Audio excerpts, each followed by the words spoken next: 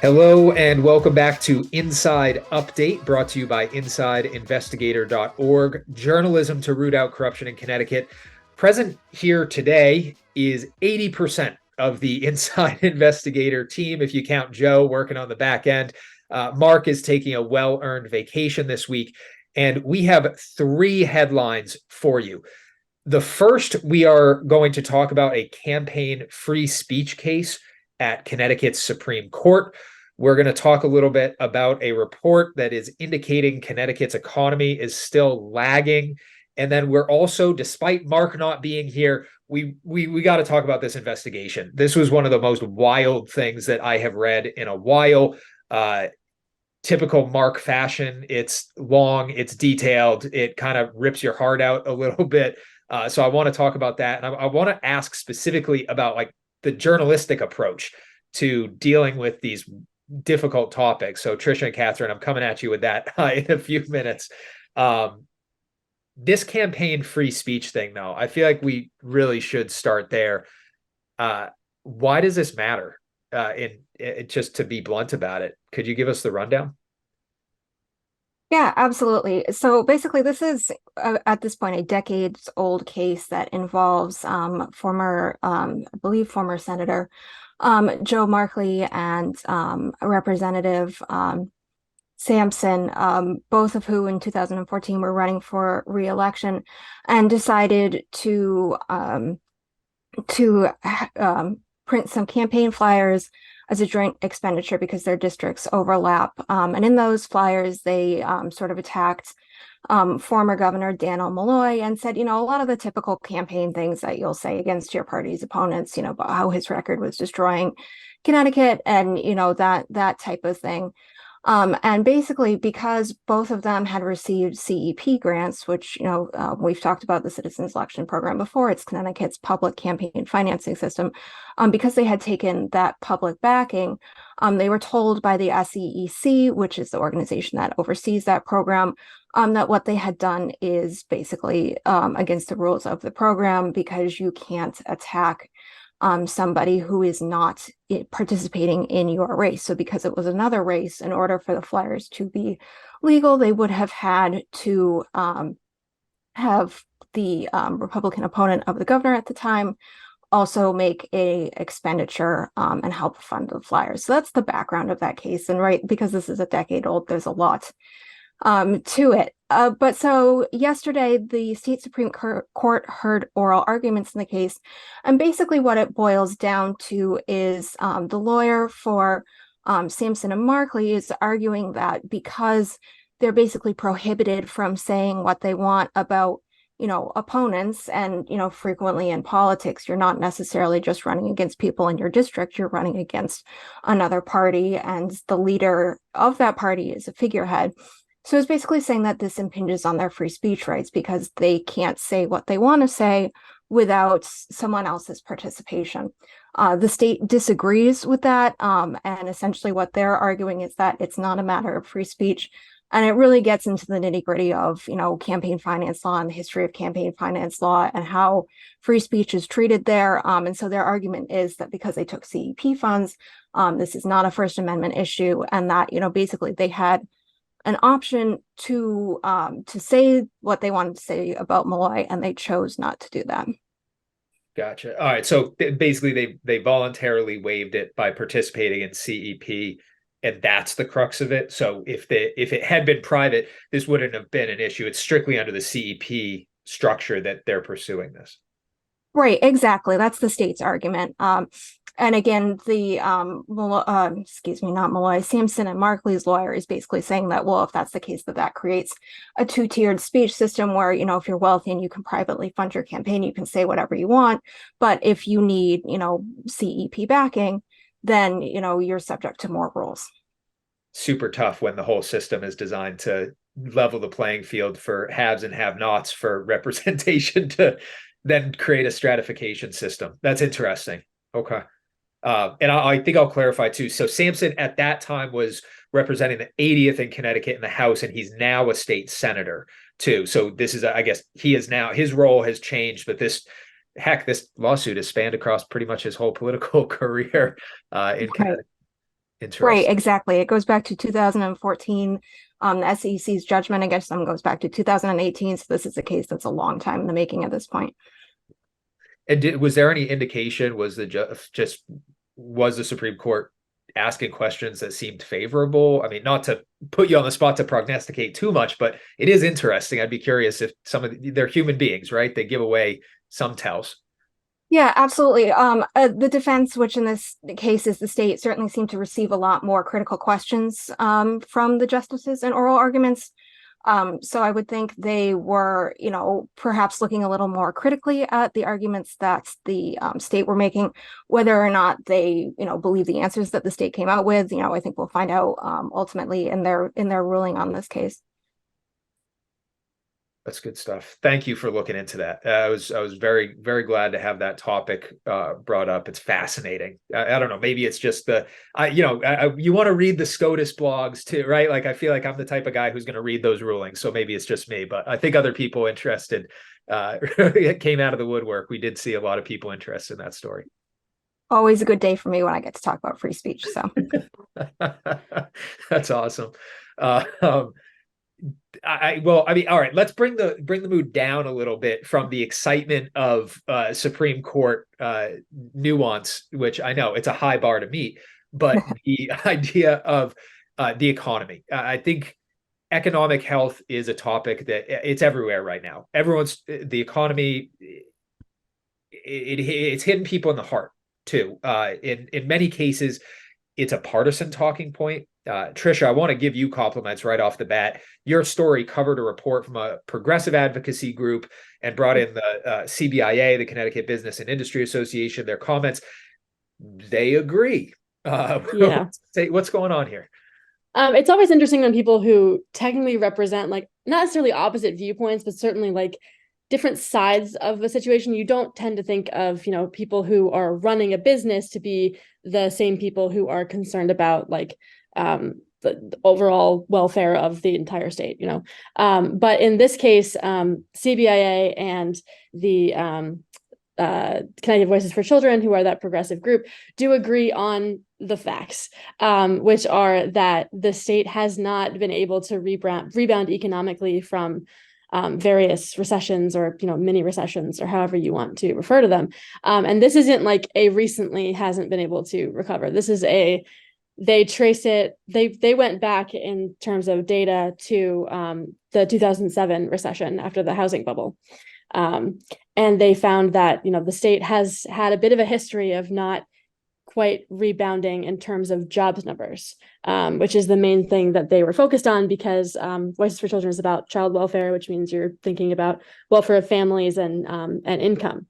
And meanwhile, CBIA is, of course, worried about the health of businesses and whether or not businesses can thrive. And if job numbers aren't keeping up, that means businesses aren't adding enough jobs, which is not great news for those businesses either. So yeah, they basically were both saying the same thing in different ways. CBIA has been saying this for a few months in response to various jobs reports from the state. And then this is like a much longer term project from Voices for Children. I like that angle too of just the understand, right? I mean, at the end of the day, a business is just kind of a fictional entity that is comprised of people who have oftentimes families, right? Like this overlapping is so important.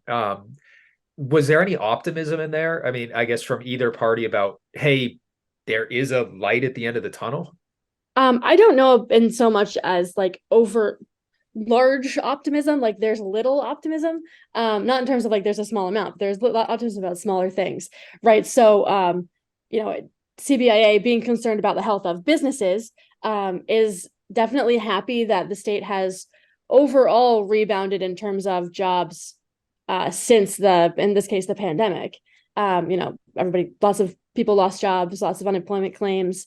Those have extremely decreased. Like it's almost fully recovered since that time. It's like 99% recovered in private industry and like 98 point something recovered in terms of both private and public industry. So CBIA is concerned about those numbers, and Voices for Children is concerned about family income. How well off are lower income families than they were before? Are they more like well off? And yes, so Voice for Children report did talk about the way that we've started to tackle income inequality in the state. Connecticut has one of the worst income inequality, like income gaps between high earners, middle income earners, and low income earners. High income earners earn like the top 5% of earners in the state earn 14.1 times the amount that the bottom 20% of people earn, and 4.7, I think, ish, more than the middle earners. So the question is, can we lower that gap so that more people are doing better in the state? And the answer is kind of yes and no. So even though we've raised minimum wage, that's gotten things a little better for the lowest income earners. Things got a tiny bit better for middle income earners, but the gap between those two groups and the highest earners has not gone down. So Connecticut still has a very large wage gap between the top and bottom earners, even if the lower income folks are doing a little better. Now, the biggest problem is that those income increases have not kept up with inflation for the last 2 years. And that's not surprising given how high inflation has been on average. The other thing it looked at was overall Connecticut's jobs growth in those periods versus the national averages. And the state has not kept up with those national averages. So while we're doing better, we're not doing as well as we could be. We could have tens of thousands more jobs if we kept up with national averages. But I suppose some states have to come in below the average, right? I guess that's how the averages work, right? Someone's got to be below it. That's I do like that, though. I mean, obviously the inflation part is a massive problem that everyone's contending with in some way, shape, or form, but that does have that, I guess, little sprinkle of optimism that I was hoping for, in that things are continuing to improve and we're seeing gains in terms of the bottom line, I guess. When you remove that factor, again, it's here, so removing it is nonsense, but it is at the same time kind of an underlying structure that, hey, if there's one variable that could be removed or adjusted or accounted for a little bit better, we could be headed in the right direction for the improvement of lives in Connecticut. That's good. Yeah, we could be. It certainly depends on your perspective. It depends on what else the state can do. Connecticut is also a not very affordable state for especially lower income folks. So, I know that that's a main concern of a lot of people in the state legislature, no matter what party you're on. Like, you're worried about people being able to afford to live here because if they can't, they're going to move. And that is one of the things that has happened. CBIA has talked about several times over the last few months their concerns that the workforce is going down, meaning that the number of people eligible to work in the state is lower than it could be, which might be responsible for a smaller amount of job growth than they were hoping. So, fewer people in the state to work because they're moving out of state because things are too expensive, or businesses leaving the state because it's too expensive to run businesses here. It's a lot of different concerns depending on where you fall, in terms of your main concern, right? It very much depends on the thing that you're most concerned about. That's fascinating. Thank you. This is such important stuff, and I hope that people are getting, as they're reading these, obviously the mandate to our reporting team is go deeper, find what's unique, try to pull these different areas together. And I don't think I've seen any other coverage of people pulling these multiple threads together like you did. So I'm very thankful for that.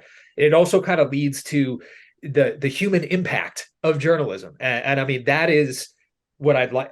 Marc isn't here, right? I can't have him give the synopsis of this behemoth investigation into a DCF funded girl shelter in Harwinton that has the phrase we used was loses control, has lost control. I would encourage every single person, obviously, to read that. It is an incredibly powerful story. But the reason, in my opinion, at least, that it really carries that weight is, sure, there's a lot of data and background about the funding and the structures and the mechanisms, but at its heart, it's a human story, and it's the impact on real human beings. And I was curious, because you and the three of us are not qualified to speak for Marc and really give the rundown of all of what went into creating that investigation. I would be curious to learn how you guys tackle what I think is one of the most interesting and fascinating elements of being a journalist, which is you got to talk to people who are going through difficult things, who are working to overcome something, they don't even necessarily want the spotlight. What they really want is a problem solved or attention drawn to an issue. They don't necessarily want to be the subject, but that's part of the job, is you're bringing in a human element to discuss something. I mean, how do you tackle those challenges of building human relationships and to turn it into a story that will be viewed by millions of people? I think it depends a lot on the subject, and it depends a lot on the people that you're trying to interview. I know some people are more than happy to talk to reporters. They're sometimes more than happy to go on camera. My background's in TV news, and you see a lot of people who are willing to talk to you directly on a camera, on a microphone, on the record, about what's going on in their lives. And it really depends on whether or not they feel, I think, like they can make a difference or that they can do something. I think that there are stories like this where people are being exploited in some ways, or where people are being like seriously hurt, not just in terms of like property damage or a dispute between people, or someone feeling like they aren't being heard in government or whatever. This is something where it's like, there's terrible things happening to these girls, regardless of the reasons for that. There is harm and trauma happening to some people and probably to their families. That's a different thing where it might be a lot harder to talk to someone about it. I think also of our former colleague Tom did a story early on in our early days of CII about a girl who had experienced sexual assault on a campus here in the state. And those are difficult things to talk about because they could cause further trauma and further harm. And I think all you can do is really tell them that you listen, honestly, make them feel like you're listening to them, make them feel like they're being heard, that you're not going to do something that you're not intending to do that. We never know who's going to come out of the woodwork when we post stories. We never know what's going to happen after that, but just providing an ear and reassurance that you're listening and that they're not in danger by talking to you, I think is important. Yeah, I think it really comes down to at least two things. And, first of all is, obviously when we have to report on stories that involve things like this, we're human beings too. So, to expect that we're going to sit there and be completely objective is just not, the reality. And in those situations, I think it comes down to having really good instincts as a reporter or a journalist, and to be able to, even if you're dealing with, emotions while you're covering whatever it is you're covering, to still have the wherewithal to understand, here are the important aspects of this story. And the second thing, which Trisha mentioned a little bit, I think is, I think as journalists, we, kind of like medical professionals, have a responsibility to do no harm. Obviously stories like this are big and they're explosive and, they're important because they affect the public and they affect, a lot of different things. But, if in the course of telling that story, especially if you have a source who comes to you and who trusts you, and you say something that's going to, make them uncomfortable or betray them or hurts, their position and make things worse for them, then, ultimately that story is not doing, the basic public good that, I think we as journalists, want to achieve by telling these stories and making the public aware of wrongs that are going on. I'm consistently impressed with our reporting team, just from getting to see how we tackle these various issues. It does give me a lot of confidence that we have the right people to act in service of Connecticut.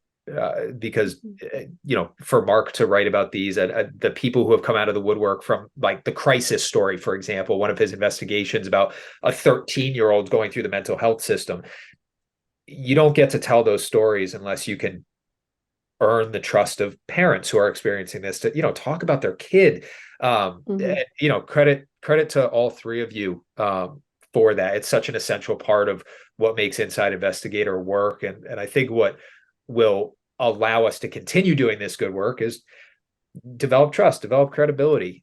So please, all the credit to you guys for that, and I think that has ripple effects far beyond just this conversation or any one story. It's about that accountability and trust that we can build. And again, our mission is working toward rooting out corruption in Connecticut. And if no one tells you about corruption, I mean, what are we going to do? We really, our jobs are made easier when people come out of the woodwork to talk about this. Really quick, I want to mention too, just a quote from Marc's investigation, because we did kind of allude to some of the stuff that's going on. And Marc's story talks about missing girls, stolen vehicles, burglaries, physical and sexual assaults, sex trafficking, injuries to the staff and to the residents and to state troopers who have responded to this emergency shelter. Hundreds of calls to police to the point where there were not enough ambulances to serve the rest of the community. So please, for anyone watching this, definitely worth the read. And I'll also just say, we like getting tips. I think that's an essential part of our business. And you can reach out to tips@insideinvestigator.org with stories that you're seeing of corruption in your community or in Connecticut generally. And we would really look forward to speaking with you. Do you guys have anything else to add to that topic, or anything else that folks should be aware of that you're working on, have written about, stuff you want tips on? What have you got before we wrap up? I mean, just to bring the mood back up to the high where we were at when we were talking about free speech to begin with, I do have yet another free speech case out this morning that deals with a challenge to a professional conduct rule for lawyers, which involves free speech, which was previously not struck down, but the case was dismissed on standing grounds and may be revived on the merits. So that, again, really interesting free speech case. So if you're into that kind of thing, definitely go to Inside Investigator and check it out. Awesome.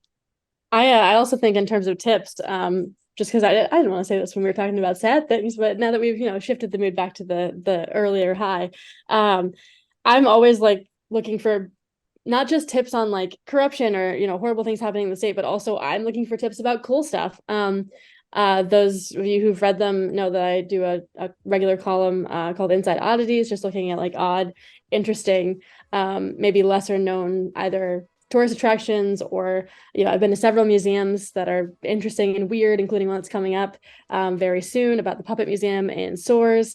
There's other stuff though. I've heard a few local legends, local lore, local stories that have happened in the past, and I'm always looking for more of those things, things that maybe people don't know, weird stuff. Is there someone with a strange collection that I should be checking out? So I'm looking for more things than I can Google. Absolutely. Yeah. Invite Trisha to all the weird stuff going on in your community. Yes, please do that. Just nothing too creepy, but like weird stuff. I'm down. I'm here for it.